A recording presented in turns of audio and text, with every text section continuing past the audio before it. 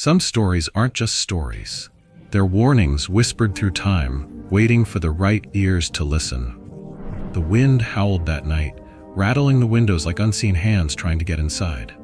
The old farmhouse stood alone on the outskirts of town, its wooden walls creaking under the weight of time, its history buried in the kind of stories people only spoke of in hushed voices. I pulled my coat tighter around me as I stepped through the door of the Timeless Tales Club, where we met every week to dig through the past, through forgotten myths, lost histories, and ancient warnings etched into brittle pages. The room smelled of aged paper, wood smoke, and something else. Something less tangible, like the lingering presence of stories that refused to fade. A flickering oil lamp cast long shadows across the oak table, its surface worn smooth from decades of restless hands flipping through books, tracing faded ink, searching for connections between the past and the present.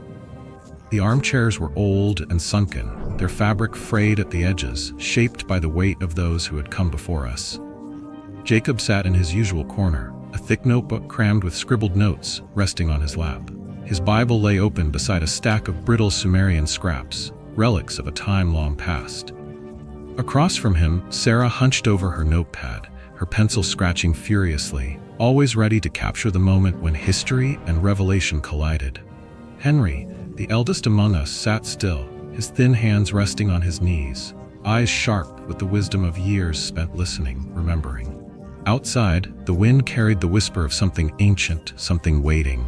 We thought it was just another night, a gathering like any other. We were wrong. That night, Jacob would tell us a story that would make us question everything we believed about history, about faith, about the very nature of our existence. A story that, once heard, could never be forgotten. There was Jacob, always clutching a thick notebook crammed with scribbles, his eyes lighting up whenever he talked about ancient mysteries, sitting in his usual corner with a tattered Bible and some brittle Sumerian scraps. Sarah, quiet but sharp as a tack, sat beside me, her pencil scratching notes in a little pad she always carried. And old Henry, the oldest of us all, sat across the way, his thin hands resting on his knees, his eyes glinting with curiosity, even though he rarely said much. That night, none of us had any idea the meeting would stretch longer than usual. That Jacob's story would pull us into something bigger than our regular chats, something that'd make us rethink everything we thought we knew. Jacob stood up, setting the Bible down on the table with a soft thud that cut through the low hum of our chatter. He cleared his throat, looked around the room with a mix of seriousness and excitement, and started talking. Armageddon isn't just some battle you read about in Sunday school, he said, his voice low and steady, filling the quiet space. It's the return of the gods, a story that started long before folks like us learned to write things down, and now it's heading toward its end right here in our lifetime. Everyone went still, eyes locked on him. I felt a chill creep up my spine, not from the draft sneaking through the windows, but from the weight in Jacob's voice, like he was sharing something more than a theory, something that might actually happen. Picture a barren battlefield, he went on, his words slow so we could paint it in our minds, where the sky's blanketed with dark, heavy clouds so thick you can almost feel them pressing down on your shoulders, waiting to unleash a fury no one on earth could stop. He reminded us of what's written in Revelation 19, verse 11 to 16, a rider on a white horse, leading an army from the heavens, called Faithful and True, coming to judge and make war. I'd heard those verses back when I was a kid, sitting in a pew at the local church, listening to the preacher drone on, but the way Jacob told it made it feel alive. Not just a dusty old sermon, but a warning that hit close to home. But Armageddon isn't just good versus evil like they taught us, Jacob said, pulling a fragile Sumerian scrap from the pile of papers on the table, his fingers smoothing it out like it might crumble if he wasn't careful. It's the end of an ancient fight between gods, beings who walk this earth, shaping our fate before we had memories to hold on to, before we even knew how to tell our own stories. He read aloud from the scrap, his voice catching a little as he translated the jagged writing into words we could follow. It was a tale of a war in the heavens, where the highest gods, the big shots, clashed with their own kin who'd turned against them. They lived among us once, he whispered, his voice dropping so low I had to lean forward to catch it.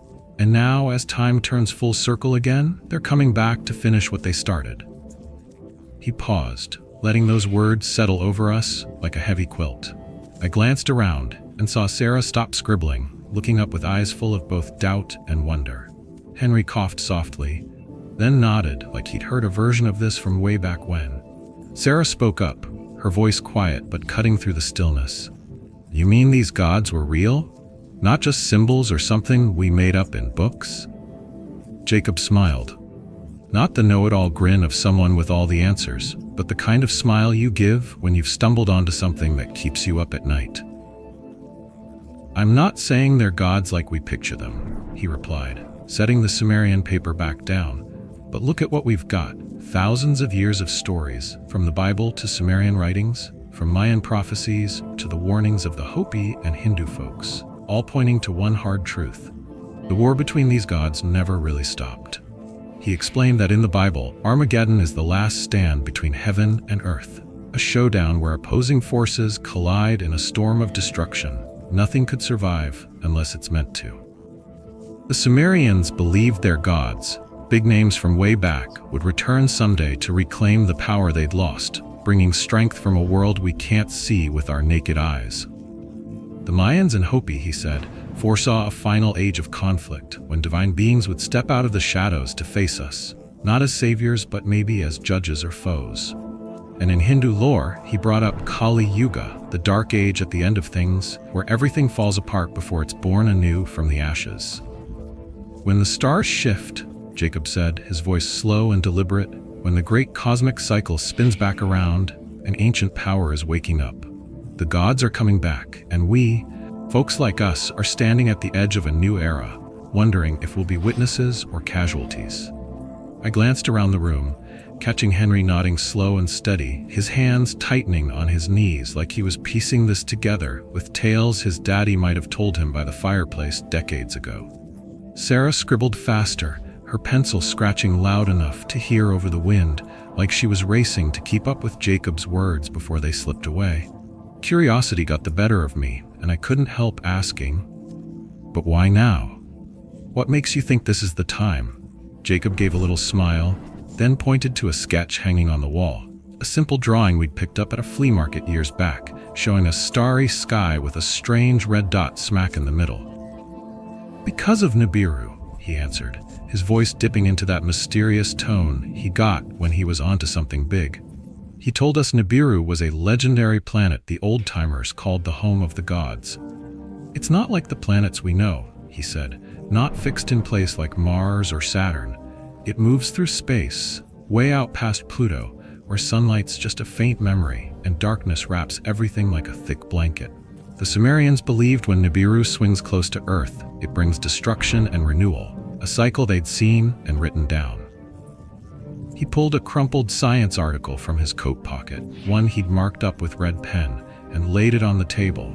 It was about Planet X, something out there beyond the edge of our solar system, messing with the orbits of Neptune and Uranus. "Modern scientists used to laugh at Nibiru," he said, a hint of amusement in his voice, but a firm edge too, called it a tall tale, a myth from folks who didn't know the cosmos. But now, they're looking for something just like it. Something they can't explain, something that lines up with what the Sumerians wrote thousands of years ago. He set the article down so we could see the tiny print and circled charts for ourselves. "The old writings say Nibiru's the home of the Anunnaki," he went on. "Sumerian gods like Enlil, Enki, and Anu, beings who ruled from thrones up high, looking down on us like ranchers watching their cattle. When Nibiru faded from sight, slipping out of the orbit we could track, they left too, like their work here was done. But now, it's coming back." He paused, locking eyes with me, a spark in his gaze that was half excitement, half dread. "And with it," he said, "comes a change that'll turn our world upside down. The Anunnaki are returning to take back what was theirs. Only one thing stands in their way. Yahweh, the God of the Bible, the one who built the order we know today. Armageddon's closer than we think." We sat there quiet for a spell, the wind outside whistling through the windows, the only sound breaking the hush. Henry spoke up at last, his voice rough but clear. like he'd been mulling it over before letting it out. So these gods have been scrapping with each other since way back when? Jacob nodded, then dove into the tale of the gods' war from long ago. A story he'd spent months piecing together from old books and scraps we'd collected. He said that thousands of years back, Enlil, the top dog of Sumer, wanted folks to live in order, obedient like sheep under his hand. Enlil didn't want us thinking too hard, Jacob said with a touch of dry humor. He wanted us tame, working the fields, building huts, living simple lives without asking questions or dreaming big. But Enki, Enlil's brother, saw things different. Enki looked at us and saw something worth betting on, he told us, his voice warming up as he spoke about this god. He didn't see us as livestock. He thought we could be more. So he gave us knowledge, taught us how to plant crops in rows, how to stack mud bricks into homes, how to look up at the stars and wonder what they meant. To Enlil, that was a betrayal he couldn't forgive. I sat there listening, and my mind drifted to the Bible story of Adam and Eve, the tree of knowledge they weren't supposed to touch. Could Enki be part of that tale, I wondered, under a name we'd long forgotten? Jacob kept going, saying that from the forbidden ties between gods and humans, ties Enlil had outlawed, the Nephilim were born. They were hybrids, he said, giants so strong they could snap an oak tree with their bare hands, lift boulders that'd take 100 regular folks to budge. But they were a curse, a bloodline that shouldn't have been, and the gods couldn't keep them in check. He told us that when the Great Flood came, it wasn't just a random act of wrath, it was a calculated move, a plan to wipe out those mistakes. Enlil, and maybe Yahweh too, wanted the Nephilim gone, he explained. They aimed to start over with a new world, one where humans were weaker, easier to handle, without those wild half-breeds mucking things up. But the gods didn't vanish completely after the flood. They left traces, Jacob said. In the pyramids, we can't figure out how folks built way back then, in temples that have stood for thousands of years, in stories we call myths, but might just be truths we've forgotten. And now, as time circles back around, that old war's starting up again. Sarah looked up from her notebook, setting her pencil down with a soft clink. So they never really left us behind? She asked, her tone a mix of curiosity and skepticism. Jacob nodded, meeting her gaze like he'd asked himself that same question 100 times. Their influence is still here, he said, hiding in things we can't explain. The ancient buildings that leave us scratching our heads, wondering how they did it without cranes or machines. The odd dreams some of us have had but never told anyone about. Those fleeting feelings that something bigger's watching us. He said that now, as the cosmic wheel turns once more, the war between the gods is flaring up again, stronger, fiercer than ever. Yahweh's gathering his army up in heaven, he told us, soldiers of light and fire, ready to defend the order he built. But on the other side, the Anunnaki are coming back, ancient gods who haven't lost an ounce of their power over millennia, carrying memories of a time when they owned this earth. This isn't some little human squabble. It's the final showdown between the old gods and the new order Yahweh set up from the ashes of the old world. I thought back to our earlier club meetings, sitting around this same table, chuckling about the end of the world like it was a yarn spun for fun over coffee and pie. But now, through Jacob's telling, it didn't feel like a joke anymore. It felt real, like something that could happen any day now, right in the middle of our quiet lives. I glanced around, saw Sarah biting her lip, wrestling with whether to believe or not. Henry sat still, head tilted a bit, his eyes gleaming like he was fitting Jacob's words into bits of memory from his younger days. I wondered if he'd heard similar tales from his dad, fireside stories he'd brushed off as kid stuff until tonight. Jacob pulled an old scroll from his stack of papers, unrolling it on the table so we could all see. It was thin, edges frayed, but the writing stood out clear. Ancient marks he'd spent months learning to read. The old texts talk about signs before the last day, he started, his voice dropping low and serious in a way I didn't hear from him often. There'll be a big shakeup in the sky, something so huge it rattles the earth from the inside out, maybe earthquakes we can't predict, or shooting stars we can't make sense of. A new world order'll rise up, marking the end of the old, countries falling apart, the rules we live by getting turned upside down, something new and powerful stepping out of the shadows, and ancient forces awake from a long sleep. Things we've forgotten, buried away, now rising to claim their place again. He said that all through history, there'd been odd signs we'd talked about in past meetings, things we'd puzzled over together. Remember those stories? He asked, looking around like he was pulling us back to those nights. The tales about strange objects in the sky nobody could explain, things popping up at night, throwing off the planet's paths, leaving scientists stumped. He brought up old knowledge from forgotten writings, like the Sumerian scraps we'd found at that flea market, stuff once dismissed as fairy tales, but now starting to line up with what modern folks are finding. And don't forget artificial intelligence, he added, a bit of wonder in his voice.